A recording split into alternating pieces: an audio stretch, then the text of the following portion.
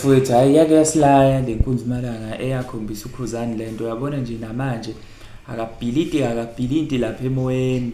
Hayi mina ngiyazi lento le bafowethu, ayikho enye indlela. Ukuthi mhlawumbe abantu abawundlovu ngayiphikiswa. Ake nishintshe ukwenza bafowethu phela ke, ake nishintshe ukwenza. Nakulo nyaka wonke uzobe sachoma ngokuthi ubeloke ebringana lapha emoyeni bringana.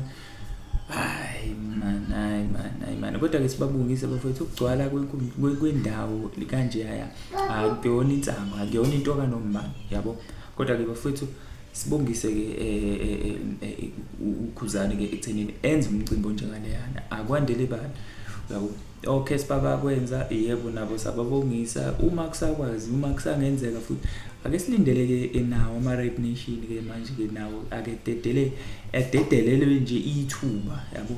Ake silindele nawo futhi ukuthi ke sibone angabeke bona angasiphethelani. Kodwa ke bafethu lento ke ingomaskandi ke uwonke ngaphandle nje ukuthi ke kuloko ke kuthiwa ngayi blue bani, kodwa ke le ibika kakhulu ke ngawo ublue, but then ke ayisokusho ngelinye ilanga ukuthi ke kungabi ngoblue, kodwa ke kube ngomaskandi wonke kugcwale ke inkundla ezinkulukazi, hayi lezi nje kodwa ke ezinkulu ngempela zala eNingizimu Afrika, izinkumbi zabantu sikwazi ukuthi ke zithi ziyo celebrate umaskandi ke futhi ke iminyaka emingaka kaMaskandi. Kodwa ke futhi kulungise kakhulu le nkunzimalanga nabanye nje bakwazile ukuthi beyo perform.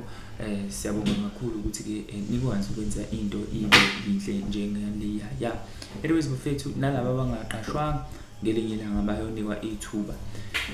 Thank you for watching this video. Ngibonge kakhulu bafethu. Don't forget to subscribe, don't forget to like this video. Do comment if unombono ongawusho ngale event, comment la ngezansi.